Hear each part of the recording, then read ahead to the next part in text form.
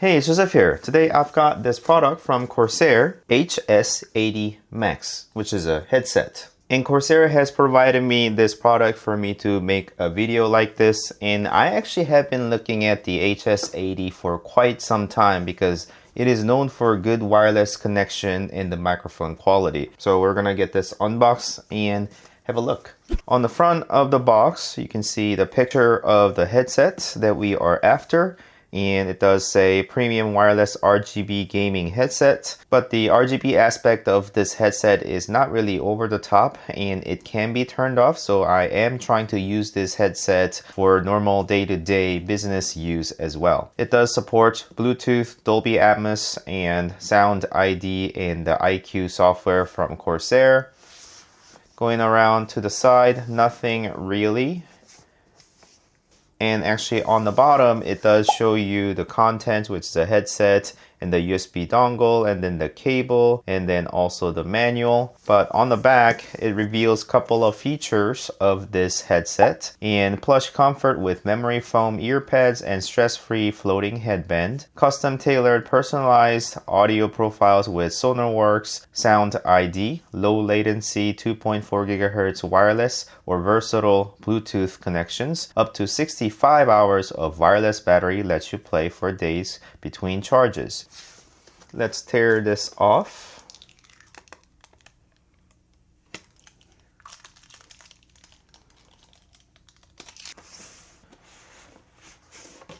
So here is a nice looking black box and we've got the actual headset. That is quite nice looking. We'll get through the overall construction of the headset, but I do see some accessories in the box. Here is the USB dongle. It is not a small dongle, and small dongles do have its downside of possibly lesser antenna for lesser connectivity, but also just easily getting lost, whereas this one is somewhat sizable, so it does have USB Type A support, and it is a little bit bigger than perhaps the smaller types. And a couple of other more things in here. The USB cable is included. It's fairly long. I would say it is about 6 feet or so. And it's got the same type of USB Type A port as the dongle, which is nice to see that they are consistent. And USB Type C on this side with a similar design on the tip. And here are the included papers. One is a safety and compliance information, warranty guide, and here's a paper for unleashing precision audio for a competitive edge for Dolby Atmos. And you can go to Microsoft Store to download that if you would like. And what I understand is the fact that this headset is able to connect wirelessly both the dongle and also Bluetooth. So we're going to test those aspects. And this cable is for charging purposes. I don't think it's going to carry the actual sound signal through the wire into your machine. So I do expect this just solely working for wireless purposes. Having a first look, the ear cups are able to turn like this. And one thing that I really like on these headset designs is the fact that the microphone is able to just sort of swing out. I do utilize another headset that does very similar thing. So I can just kind of tuck it away when I'm not using it and then just lower it when I'm using it. And I can see that this is somewhat flexible for you to be able to just kind of bend it in a way that it is shaped to your face or where your mouth is. So I like that as well. But you can put it up easily and not worry about trying to find one when you disconnect it or always having to stick out and just get in your way most amount of time when you're just trying to listen to music, really. And here's a band that supports just hanging off of your top of your head. And I'm seeing a couple of peels that are available, so let's do that.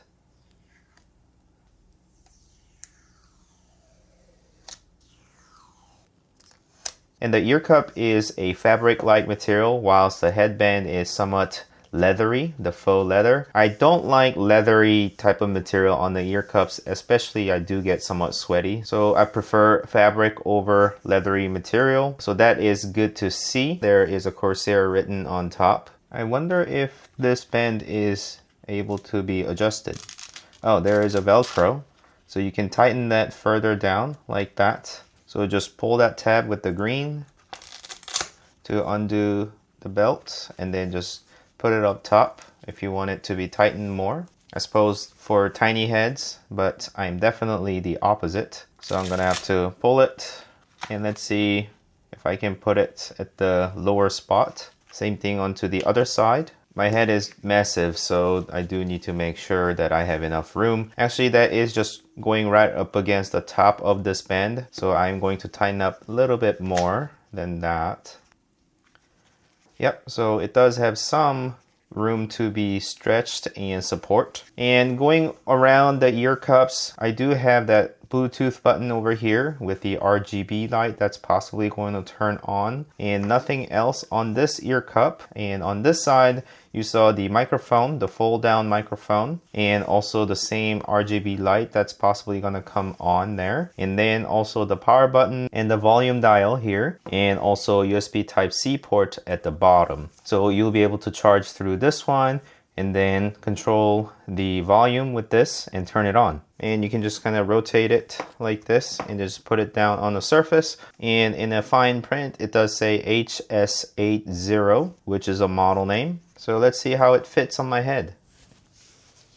Oh, that is actually quite light, and also a good seal on the ear cups. The headband is supporting the headset very well, so there's not a lot of clamping force that is going on. This one, it is feeling quite comfortable, and the seal is quite well. It is kind of detonating a lot of sound around me already without it being turned on, so that's a good aspect. And also it's wireless, so there is nothing that is rubbing against and making noise, which is an aspect that I really like. And if I want to talk into the microphone, I can just lower the microphone and talk, and I can just kind of fold that inwards so that it is closer to my mouth and I'm able to talk. If you have bigger head than me, then you may have trouble fitting into this headset, because I feel like I'm on the very edge or the limit, but the chances of you having bigger head than me is quite slim, because I do have very big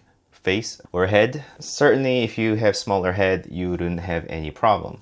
Anyways, let's have it connected with the dongle, which is a 2.4 gigahertz wireless. So I do see that the dongle is actually blinking, trying to connect with the headset. So I'm gonna go ahead and turn it on. And power button is on the left side. So I'm gonna hold that down. I hear a little bit of beeping within the headset. And now I see that the dongle is now solid white. And you can also see that the headset is lighting up in the RGB to be white. Actually, that's quite subtle. I don't mind it going white to let me know that it is on. And as I turn the volume dial, I do see the master volume on the computer is also going up, so it is going to make sound louder, which is very nice. So let me listen to some music to verify.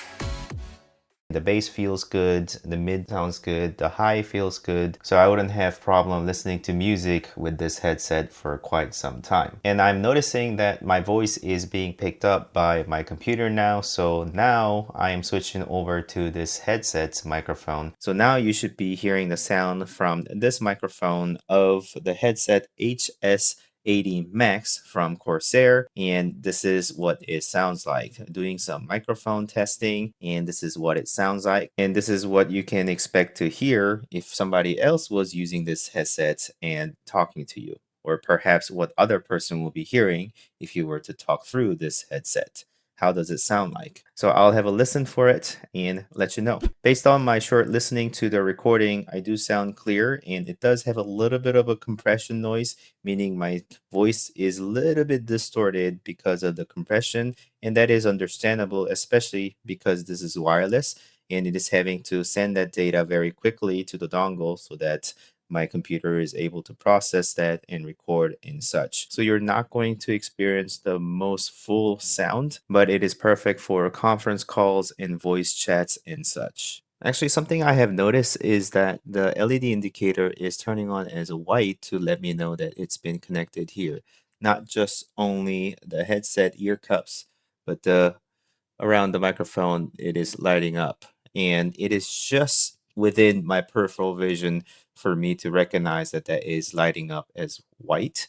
And it was not on when I wasn't connected to the computer. So that's good touch there for me to know what's going on with the headset. Well, now that I have tested the wireless signal through the dongle, the 2.4 gigahertz dongle, why don't I test the Bluetooth feature as well? And there's a button behind the right ear cup, and I just hold that, and it is going to beep a few times to let me know that the Bluetooth has been turned on. And I need to go to the Bluetooth section and scan, and I'm going to hold that down for longer so that it goes into the pairing mode. That's usually how the headsets work. And when it is in pairing mode, you can see that the microphone is actually alternating between red and blue to let me know it is in the pairing mode. And I can see that the Corsair HS80 Max has shown up. I clicked on it and it is pairing, pair, and I heard beep beep on the headset. It probably is letting me know that it is connected. And right now I can see that if I go in here, it is connected for the calls and not for the audio. It is probably because I'm currently recording through this headset onto my computer, so it is taking priority. Therefore, my phone is not actually connecting just yet. But actually, this is my preferred way of connecting to two different devices. I actually use Logitech's wireless headset as well. This one connects to the dongle and it is able to connect via Bluetooth as well, but it is just not as comfortable as this headset that I'm currently wearing. But I utilize that headset basically the same way. It connects to the calls on the phone, but not listening to any of the audio on the phone because I don't necessarily listen to music on my phone. I listen to music that's on my computer. So all the audio comes from your computer, either it be the music or podcast, or if it's a video conference, then it'll come through the computer, no problem. But whenever I get an actual call on my phone, then it takes priority and takes over the sound that is going on the headset. Therefore, I just rely on just the call connection. And if I stop the recording, then I can also connect the audio onto my phone and listen to music on the phone as well. But just to confirm, as soon as I pulled out the dongle from the headset, it connected onto the phone with the audio setup as well. So I am able to listen to music that way. But I'm actually going to minimize this by going into settings and disconnecting the actual audio so that it connects via calls only and actually connect the dongle.